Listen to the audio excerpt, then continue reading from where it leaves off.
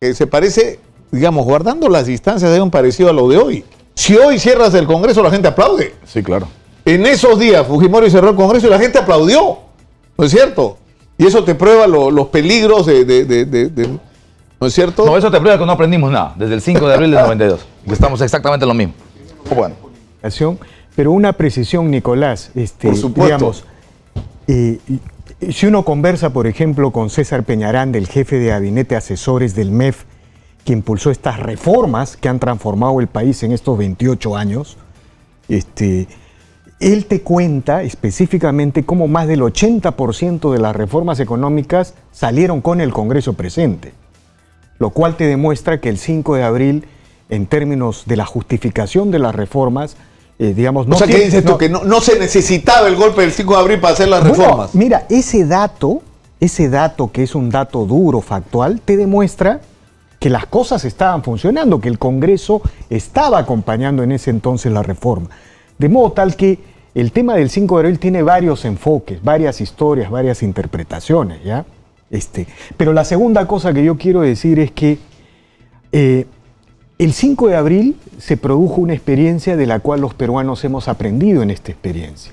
Digamos, el 5 de abril hubo una clase política que fue identificada como la responsable de todas las desgracias económicas y sociales, y era así, efectivamente. Había una crisis económica, una crisis política, Sendero tomaba 1/3 del territorio, hiperinflación, y bueno, viene Fujimori y lanza el 5 de abril, violenta la democracia, fractura la democracia y historia conocida. Esta vez no ha pasado así. Y no ha pasado así por una serie de hechos, porque de alguna manera 2 décadas de democracia, 4 gobiernos sucesivos nos enseñan cosas importantes, ¿no? Bueno, pero eso es insinuar que el presidente Vizcarra hubiera estado conspirando para hacer un golpe, ¿no? Parecido al 5 de abril. Yo quisiera, bueno, yo tuve la oportunidad de estar, pero no como espectador, como probablemente le pasó a muchos periodistas, ¿no? Los que estábamos en la brega, sufrimos la invasión de los militares. La noche, yo en esa época era director de Radio Cadena en la avenida Arequipa, y entró un coronel y me dijo: señor, todo su personal tiene que salir. Le digo: no sale nadie. Le dije: ustedes no tienen derecho a hacer lo que están haciendo. Bueno, por supuesto que a la media hora, después de una persuasiva intervención de más o menos 10, nos sacaron a todos, ¿no? Entre los cuales estaba Gonzalo Iwasaki, mucha gente que tú conoces, Nicolás. Esa experiencia marcó a todo el gremio periodístico. Y creo yo también que tiene que ver con cómo Fujimori nunca logra, al final, tenía prensa comprada, pero digamos en general el ambiente en ese sector, por este hecho del 5 de abril, fue negativo. Segundo, es verdad que hubo mucha popularidad, pero no hay que olvidar que Nerón también gozó de popularidad en Roma cuando quemó lo que consideraron todos o sea, hay un tema, hay que ser serio en esto, o sea, hay reformas que hizo Fujimori, pero la gran pregunta que hoy late es: ¿era necesaria la dictadura? Por lo que dice Víctor Andrés, no era necesaria la dictadura. La dictadura fue una medida impulsada por Montesinos porque venía ya una investigación del Congreso condenando prácticamente a Fujimori por el tema de la ropa usada, por muchos hechos en los cuales había problemas de moral de su familia. Eso hay que tenerlo claro. O sea, el escenario no era el escenario yo reformista, doy un golpe para poder hacer el además, cambio, ¿no? Indirectamente benefició a Alan García, aunque parezca mentira, sí, claro, porque deslegitimó al régimen. Claro. En un proceso donde iba a terminar muy mal. Sí. Ahora, pero no hay que confundirse, es decir, el control de los medios es un proceso que viene luego. Fíjate, sí, yo estaba en Canal 4 y yo hago la entrevista al presidente del Consejo de Ministros y de repente me llama Renato Canales por el interno y me dice: Nicolás, estoy hablando con Nicanor González, que era presidente del directorio de una empresa que estaba alquilada en ese momento por un grupo de banqueros, dentro de los cuales estaba el Grupo El Comercio. Mi jefe era Alejandro Miro Quesada, y me dice: se los están llevando al Pentagonito. Y Nicanor dice que en el camino hay tanques en la calle. ¿Qué es esto? ¿Qué golpe de Estado? Golpe de Estado, pues me parecía una locura. Claro. Además, acabamos de escuchar al presidente del Consejo de Ministros. Claro. Salimos nosotros. Y cuando nos estamos yendo, nos llama la gente de seguridad, nos dice: acaban de llegar militares, están tomando el canal. Regresamos corriendo al canal, ya nos dejaron entrar. Sí, pues, ya no nos dejaron. El plan era, además, el discurso del mayor que controló el canal, Manuel, era un discurso político. Claro. Era un discurso contra los políticos. Sí. ¿No? Bueno, Nicolás, una de las enseñanzas que tenemos que sacar del 5 de abril es que, mira, hay diferentes formas de interpretar cuáles son las causas del 5 de abril. Uno es el maquiavelismo de Montesinos, la estrategia de Montesinos. Montesinos se convierte en un supervillano, ¿no es cierto? Y Fujimori en otro supervillano. ¿Pero no era un supervillano Montesinos? Por favor, Sí, por peyorativamente, favor. no. Mira, yo sé pelear, pero peleemos bien. Mira, pero hay otra explicación. Si tú te das cuenta, el modelo velasquista de 200 empresas estatales que creaba hiperinflación porque tenía un déficit fiscal, era el modelo chavista, era el modelo de Venezuela. ¿Te acuerdas, no? Ese régimen velasquista. Claro, había ENSI. ¿Tú te acuerdas que teníamos que hacer cora para el arroz, para la leche? ¿Te acuerdas que teníamos que pedir permiso al Banco Central? Pero eso era con Alan García. No, eso nos dejó Velasco, continuó con Belaúnde, Morales Bermúdez, continuó con Belaúnde y continuó con García hasta el paroxismo, explotó. ¿Qué te quiero decir, Nicolás? La clase política democrática fue incapaz de reformar la economía y el Estado. Y tuvo que llegar Fujimori para hacerlo, claro, dices tú. Y Fujimori justificó en la práctica el 5 de abril y el régimen autoritario en el desmadre de esta clase política que no pudo reformar un país. Bueno, ¿a qué voy? Pero crearon otro desmadre, peor, una dictadura de 12 años que destruyó la unidad del Perú, que liquidó la clase política, que liquidó los partidos, que liquidó la democracia, que amenazó, y lo sabemos los que estábamos en la primera. No estaba un ONG sentado cómodamente, estaba en la batalla por lograr que la libertad fuera respetada. Tuve que salir al extranjero porque no podía prevalecer el Perú por el riesgo que había para Oscar, mira, yo quiero debatir. No, tú estás como López Obrador. Oscar es su hermano, él es Julio. Julio, estás como López Obrador, mirando atrás, mirando atrás. No, mira, es un gran dirigente López Obrador. Claro que sí. Bueno, claro que eso también podemos discutir. Claro, bueno, mira, yo lo que te digo es, esa enseñanza nos debería demostrar cuáles son las responsabilidades de la clase política el día de hoy. El día de hoy el Perú tiene un paquete de reformas que no aborda. Por eso la economía ha dejado de crecer. Por eso el 2017 hemos vuelto a aumentar pobreza, ¿no es cierto? Por eso el Estado es un desastre. Ese paquete de reformas, y no las reformas que son marqueteras, ¿no? Referéndum, no reelección, que sabemos, todos los que leemos un poco y tenemos conciencia, sabemos que no van a resolver los problemas del país, que solo expresan una circunstancia. Deberíamos aprender del 5 de abril para ponernos a conversar todos sin pelear, cuando hay que pelear, ¿Cómo hacemos reforma en un país desinstitucionalizado? La gran lección del 5 de abril del 92 es la desinstitucionalización del Perú, ayer y hoy. Esta no es una república. O sea, no hay partidos, no hay instituciones del Estado. Y la explicación respecto a la famosa hiperinflación creada por el estatismo de Velasco no te explica el asunto del 5 de abril, porque si no, eso hubiera ocurrido en todo el continente. O sea, lo que pasó en el Perú con Velasco, con Morales Bermúdez y con Belaúnde y con Alan García, es lo que vio todo el continente. El famoso populismo entre derecha y de izquierda, que ciertamente hizo del Estado un super elefante que no tenía dónde andar. Pero no todos los países tuvieron la fractura del 92. No. Tuvieron capacidad, como Chile, como Argentina, como Colombia, como Brasil mismo, de generar niveles básicos de institucionalidad y representación, con puntos básicos de consenso que, bendito sea Dios, este país del diablo no lo tiene. O sea, no hemos avanzado en la institucionalización. Es lo que hay que pasar. No podemos hablar de reforma si no institucionalizamos. Pero fíjate, Fujimori tenía otra opción.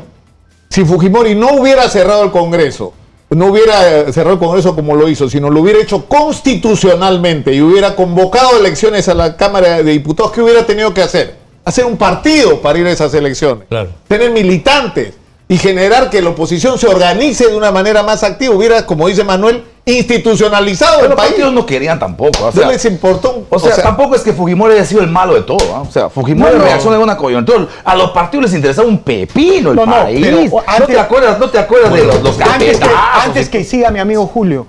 O sea, está bien criticar a Fujimori, pero si tú intentas demonizar y convertirlo en el Lucifer del último siglo, te equivocas de cabo a rabo. ¿Sabes por qué? Porque mira, podemos estar de acuerdo o en desacuerdo, pero los dos gallos que han hecho las grandes transformaciones en el siglo XX no fueron partidos. Uno puede estar en desacuerdo con el velasquismo. El velasquismo, a mi entender, destruyó el país. Fujimori rearmó el país, ¿ya? Con todos sus errores autoritarios y todo. Pero Esa es la realidad. Y los partidos, discúlpame Julio, los demócratas, no fuimos capaces de asumir las responsabilidades que nos correspondían. Y por eso pasó todo lo que pasó. Bueno, hay un tema del cual yo quisiera partir, ¿no? Si la fecha la celebramos como la época, el momento en el cual se produce la reconquista de un espacio para que el Perú pueda desarrollar bien una economía capitalista de mercado, o si la recordamos como yo la recuerdo, como una etapa en la cual hay una ofensiva inmoderada contra la democracia y contra, por supuesto, provocadores que estaban también en el Congreso. Había gente irresponsable. Eso es lo que hay que decir. Y la derecha quería que se fuera Fujimori. Esa es la verdad. Yo además fui personero de Fujimori en el año 90, entre las tantas cosas que he hecho en mi vida, porque me llamaron justamente a ser el personero técnico para el debate de televisión entre Mario Vargas Llosa y Fujimori. Yo era miembro de la Asociación de Radio y Televisión en ese momento, entonces he vivido el proceso con alguna intensidad y lo he seguido. El tema es, celebramos que la gran conquista que significa la Constitución del 93 también es discutible, pero sí significa un proceso en el cual se cortaron las libertades. Y además, la corrupción judicial, la corrupción que hay a nivel de muchas entidades del Estado se reforzó. Rata les decía Fujimori, ¿te acuerdas a los jueces? Sí, no, claro. Es parecido. Pero tenía su grupo. Mira, el problema es que cambió, o sea, sacó unas ratas y dejó a otras. Yo quisiera es muy parecido con lo que ha pasado acá, pero digamos, Vizcarra ha mantenido el sistema democrático, pero Vizcarra también lideró la lucha contra la corrupción. Yo creo que es muy osado tratar de comparar a Vizcarra con Fujimori o comparar el proceso que él ha llevado adelante, que es de consulta popular, con el golpe del 92. Julio, en fin, me parece arbitrario. Pero no se trata de ser escuderos de Vizcarra. Déjame desarrollar una idea. Mira, yo lo defiendo. Escucha, como tú defiendes a la persona que cree que debe defender. Pero escúchame, mira. Yo creo que es un tema de... Digamos, Fujimori lideró una lucha contra la corrupción, Vizcarra también. Fujimori hizo una reforma del Poder Judicial, Vizcarra también. Una reforma de la Fiscalía, Vizcarra también quiso hacerlo. Fujimori convocó un referéndum. Vizcarra convocó un referéndum, pero hay una diferencia. ¿Cuál? Vizcarra no ha hecho reformas. Eso es falso. Están en proceso y los que obstaculizan, curiosamente, son los que no ha hecho reformas. Pero punto seguido.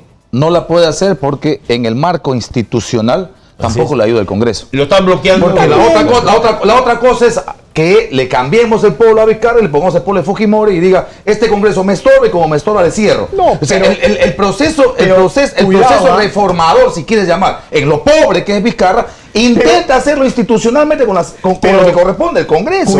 Y no se puede. Cuidado con ese argumento que así se justificó el 5 de abril. Mira, se corrompió la prensa. Pero hay el argumento. Se corrompió la prensa, se corrompió las Fuerzas Armadas, se corrompió el Poder Judicial. 250 días se está esperando la reforma del Poder Judicial en el Congreso. 250 días. Ahora, ¿eso es culpa de Vizcarra o es culpa de quienes no debaten la reforma en el Poder Judicial? Un momento. En el Congreso, perdón. O sea, yo no creo que haya una urgencia de más cosas en el Poder Judicial después del referéndum. Mira, para mí, o sea, si ustedes hablan con los constitucionalistas, ¿se han dado cuenta que los constitucionalistas de verdad ya no están en los medios? Domingo García Belaúnde, los que son los que estudian la Constitución, los PhD en Constitución, ya no está.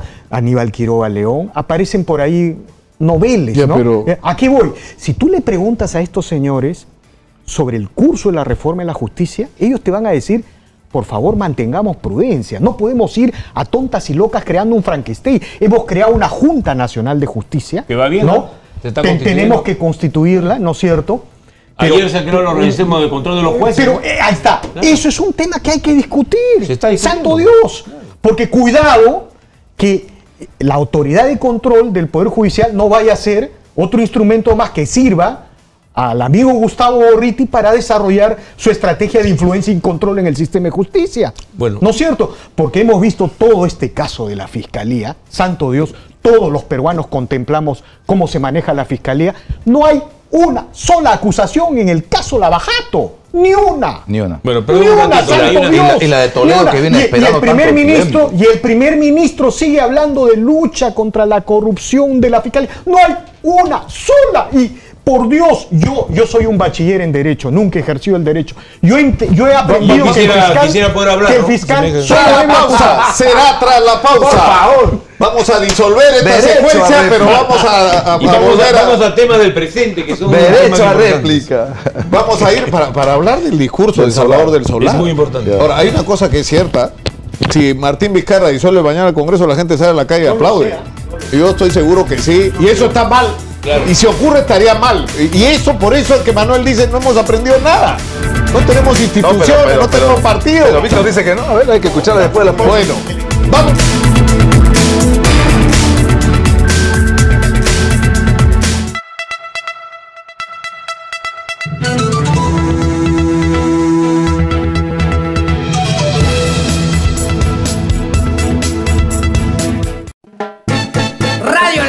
Primera en bolero, salsa y criollismo. ¿Qué te vas a equivocar? Negra, escucha la calle. Radio La Calle 96.1. La calle.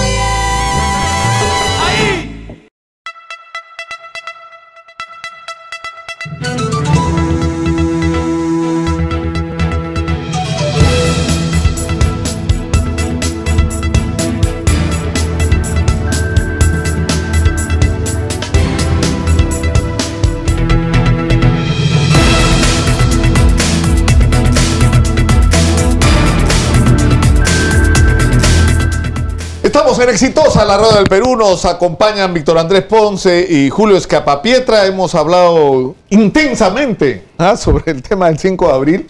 Pero hablemos de lo que pasó ayer, ¿no? Del discurso de Salvador del Solar. ¿Quién empieza? A ver, ¿Está pensando? Yo sé, tengo una posición conocida en general. Que hable Víctor Andrés Ponce para que Julio Escapa se ponga, dice. No.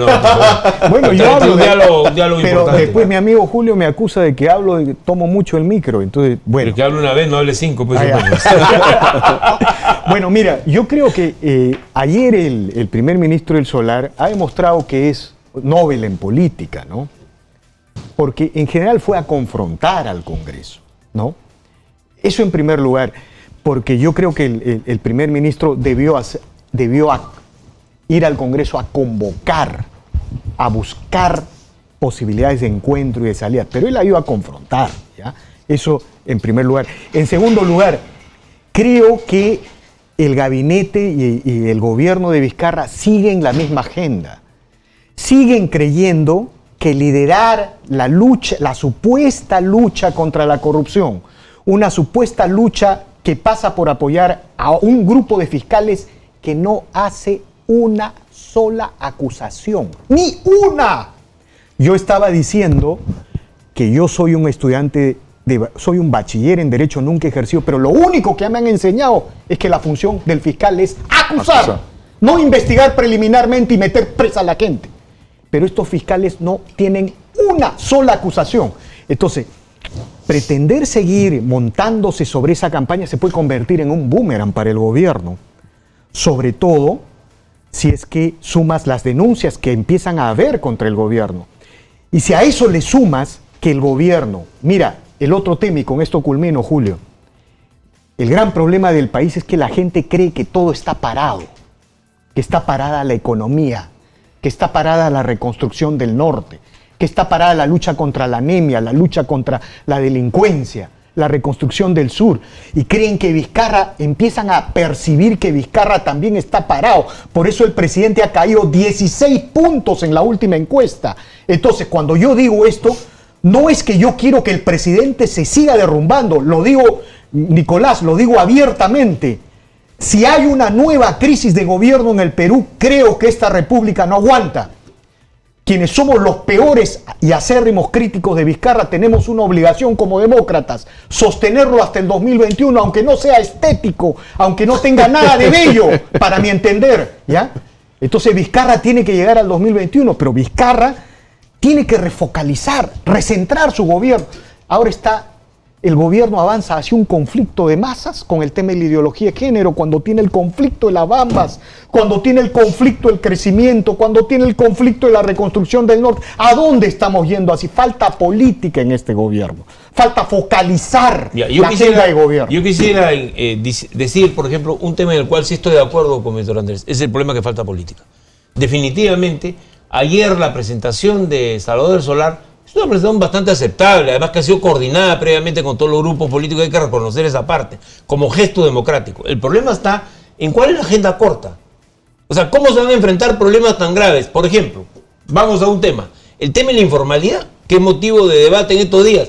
Vamos a agarrar a palos a los ambulantes, vamos a cerrar todos los terminales terrestres ilegales, vamos a hacer lo que se está haciendo en las Bambas, o se va a tener una concepción de conjunto para incorporar, como bien lo dice Hernández Soto en Caretas, que no se entiende muy bien por la entrevista, parece que ha sido hecho a la medianoche, o sea, hay partes ahí que no se entienden muy bien, pero que propone, por ejemplo, la titulación como una vía. Utilizando, el mando piensa en inglés y traduce en castellano. Titulando, ¿cómo se llama? Planteando que la titulación, por ejemplo, podría ser una vía interesante para ayudar a resolver los problemas ahí también. Yo tengo una posición sobre el tema de la Bamba que la quisiera decir rápidamente, que me parece que el gobierno la debe haber puesto en su agenda. ¿Cómo es esto que viene una empresa extranjera y tú te sacas de en medio el mineroducto y cambias el proyecto? Es un proyecto que era para toda una cuenca. Yo he hablado con alguna gente que sabe de ferrocarril y ahí estaba planificado un ferrocarril que iba a Marcona. Habían varias obras públicas. El no amarrar el proyecto de las Bambas a un proyecto a nivel del conjunto del corredor minero es lo que en parte explica el problema. Es decir, no hay un proyecto de desarrollo propio del Perú. Vienen los chinos, cambian todo el contenido. Pero es que si tienes un proyecto, el proyecto es entreguémoslo todo. Es. Bueno, pero ese es nuestro proyecto. Pero puedes entregarlo en una articulación. Aquí es entregar por nada. Así es, hay que negociar. Lo primero que hay que negociar no es el tema individual, porque ya los campesinos están diciendo que no quieren plata. Aquí hay que negociar todo el tema, cómo se va a manejar el desarrollo de 6 enormes minas en esa zona y el desarrollo integrado de sistemas de transporte, sistema de almacenamiento, etcétera, como se hace en cualquier país del mundo donde hay semejante concentración de riqueza. Correcto. Eso es un primer punto. Segundo punto, si me permite. Segundo punto, ¿cómo van a negociar con los dirigentes detenidos? Disculpen, pero tú, Nicolás, tienes tanta experiencia como yo en los temas. Los asesores. No, pero lo que ha pasado ha sido bien grotesco, porque si tú lees la denuncia original del procurador del Ministerio del Interior, escúchame, Víctor Andrés, tú lees la denuncia del procurador, lees la denuncia del fiscal. Pero no hace ninguna diferencia entre los comuneros, le dice pseudo dirigente, pero Nicolás, le pone chapa, y cuando por razones políticas se dan cuenta. Además yo quisiera, termina ahorita, no va a ser muy largo, simplemente el tema de los dos hermanos, yo no tengo ninguna simpatía hacia ellos, a mí me parece que más que antimineros son pro bolsillo, definitivamente, sí, pero lamentablemente tienen una legitimidad tal ante los comuneros, por algo será, que es muy difícil que el conflicto se vaya a negociar sin que se le dé... Ahora sí puedo. Mira, lo primero, el primer ministro del Solar no ha tocado el tema de las Bambas. Pese a que aporta el 1%, cerca del 1% del PBI, tú sumas las minas Santa Pacay, Constancia, los proyectos de Tía María, es el 60% del cobre nacional, casi el 2% del PBI. En esa zona. En el 2017 hubiéramos estado en recesión sin esa producción. Así es. Entonces, lo que señala Julio es el fracaso del Estado, no de las Bambas. Porque ¿sabes qué? Claro. No puede haber un Estado que convoca a empresas de talla mundial y no les ponga un ferrocarril. ¡Santo Dios! ¿En qué lugar del mundo una empresa que invierte 10.000 millones de dólares con todos los contratos justificados a nivel global y mundial, Banco Mundial, CIAD y todo, tiene que estar discutiendo sobre una carretera con una comunidad? Es una locura. Es el Estado. Mira, Nicolás, mira, Julio, los políticos, cuando viene el antiminero y el radical, dicen todo es culpa de las Bambas, se sienten bien y se ponen a contemplar. ¿Sabes por qué? Porque ellos son los principales responsables. No, tú has hablado. Sí. Porque el Estado no cumple su responsabilidad. Y algo más. El Estado se ha llenado la plata de los bolsillos con el boom minero. 750 millones de soles han recibido el Estado solo en el primer y el segundo año de regalías. ¿Qué ha hecho? ¿Ha puesto carreteras? ¿Postas médicas? ¿Y qué pasa? Viene el radical antiminero. Mira, si yo fuera activista, un partido político en las Bambas, ¿sabes qué haría? Lo que buscaría es una alianza entre la comunidad, la empresa, para pelear contra el Estado. para exigirle al Estado que asuma su responsabilidad. Pero para eso el Estado tiene que acabar con esa perversa sociedad que tiene con las corporaciones, que lo miran de abajo para arriba a ver qué necesita, qué tengo que hacer. No hay. Eso es discurso antiminero. No, señor Nicolás. Escúchame, Jorge del Castillo, mira, escúchame, Víctor Andrés. Jorge del Castillo era ministro, presidente del Consejo de Ministros que tomaba decisiones sobre Sauder. Y años después trabajaba para el Grupo México. Explícame eso. Yo he venido para explicar, si me permite, Nicolás, he venido para explicar al público lo que es el tema de las Bambas como yo lo veo y hablar de política. Hacer el debate, está bien. Perdón. Y yo creo que hay un tema de un error en el enfoque que estamos teniendo ahorita. Es decir, me parece que una primera salida, y eso es un tema importante, es plantear un esquema de desarrollo perfectamente posible. Que es que integre justo lo que está diciendo Víctor Andrés. O sea, todo el tema del ferrocarril, la carretera, las fuentes de agua, todo ello debe verse integrado como un distrito minero, como hay en otros lugares del mundo, por favor, en Alemania. El corredor minero del sur. Exactamente. Esa renuncia del Estado, ¿de acuerdo? A imponer su autoridad en ese aspecto. Señor, usted entra acá, pero esto no es Shanghái, pues. Acá estamos en el Perú. Acá usted me acepta esta y esta otra regla. Pero permíteme, Julio, pero permíteme, no es solamente el problema de lo que el Estado no ha hecho, sino lo que a cambio de no hacer, se ha hecho. Y lo que ha hecho, por ejemplo, como decía ayer Víctor Andrés García Belaúnde, convirtieron un camino de cabras en una pista que la hacen ellos mismos a la mala y después el Estado legitima eso. Le da condición de carretera. Claro, o sea, eso es lo que no puedes hacer, porque eso te vuelve a las comunidades en contra. El debate sobre la carretera. Solo una cuestión de orden, Julio. Sí. Mira, sobre esa carretera y el fondo Yavi Yavi, ese fondo fue entregado por la minera a Fuerabamba como compensación de sus tierras. Pero en Yavi Yavi había una carretera sino que Cooperación y estas ONGs antimineras han organizado un relato. Bueno, yo quisiera decir lo siguiente, y Yavi Yavi, por si acaso, queda 120 kilómetros fuera Bamba. Nada que ver. Y en las punas altísimas de la zona de Chupivilcas. Entonces acá se está diciendo cosas que no son. O sea, tú vas a vivir acá y te entrego para que vivas 120 kilómetros. 120 kilómetros. El tema de la carretera. El tema de la carretera es un tema que se puede manejar de dos maneras. Uno es obras por impuestos, como originalmente fue la propuesta y la había aceptado la mina. Y la otra alternativa es que el Estado construya, pero por favor, un mínimo de creatividad. Hay hoy día tecnología minera y tecnología para carreteras que permite que tú construyas prácticamente 1 kilómetro por día.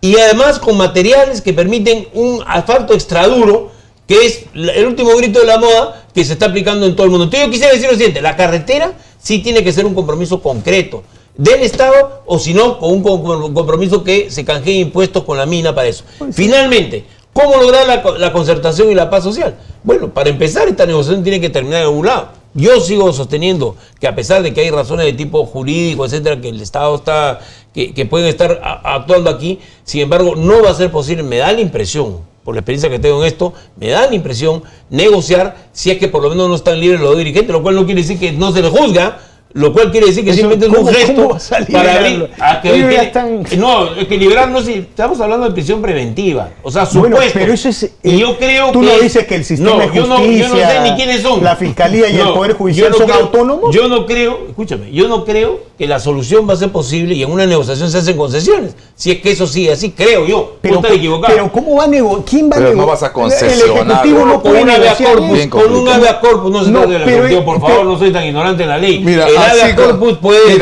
hacer lo que quieran. Así como sacaron. Gregorio Rojas está metido en el proceso y lo sacaron. Pero seguimos porque era una necesidad política sacarlo. Pero lo que hay que hacer, mira, está negociando. Un primer principio de la negociación. Así como el país miró adelante con... Así como hubo, yo porque no abogo por la libertad, porque me parece que son pro bolsillo, ¿no? Así como hay detenciones preventivas en el Perú que afectan a muchos, porque la justicia lo decide y el país es capaz de mirar adelante, santo Dios, en las Bambas hay detenciones preventivas que seguramente van a afectar mucho a muchos, pero hay que mirar adelante. Pero ¿sabes cuál es el problema en lo que dice Víctor Andrés? Que la interpretación, y hay razones de sobra de la gente para estar convencida de eso, es que no están metiendo presos a los abogados porque sean extorsionadores, sino porque le quieren quitar a la comunidad capacidad de negociar. Esa es la percepción que tiene la gente. Yo conozco la historia de los hermanos Chávez. Los hermanos Chávez no solamente han estado en las Bambas, pero ese argumento olvida, Julio, ese argumento de Nicolás olvida que existe gente que distorsiona la vinculación entre Estado, gente y empresa. Y esas son 150.000 ONGs que viven de la desgracia del país. No solo 40.000 otros abogados que hacen su negocio. Abogados. Entonces, si queremos mirar la visión completa, sí hay que mandar presos a estos miserables, como hay que construir la carretera y como hay que hacer otro. O sea, pero hay que hacer todo. Construir la carretera sí, negociar sí y meter presos a los miserables. Permítame un minuto. Que han rentabilizado esto. Estoy de acuerdo. No son personas despreciables, todo lo que tú quieras, pero yo te digo, siéntate en la mesa de negociación y vas a seguir como está ahorita el Estado. Con el problema de que no hay cómo empezar. Y Julio, porque yo te doy otro argumento más fuerte. En Conga pasó lo mismo. Y en un momento dado se tuvo también que liberar a alguna gente para que hubiera negociación. Los juicios luego siguen. No se trata de que esto implica borrar una responsabilidad. Mira, me permiten un argumento. Tenemos que terminar con tu argumento. Mira, ¿sabes qué sucede en el Perú? IDL ha desarrollado esta campaña del uso desproporcionado de la fuerza, que en la práctica ha neutralizado jurídicamente a la policía. Por eso los policías, cuando intervienen en acciones policiales haciendo uso de su reglamento, van a la cárcel con detenciones preventivas. Pero en el caso de Conga y de todos los conflictos sociales, la policía no actúa por esto. Algo más, los fiscales se inhiben porque tienen miedo de estas campañas y los jueces no toman. Por eso en el Perú se han bloqueado minas y se han parado inversiones de miles y millones de dólares. Eso no es cierto. No, pero el próximo año vamos a crecer 17% de la minería. Se ha parado la minería miles y sigue miles a pesar de eso. Ejerciendo la violencia. Y por primera vez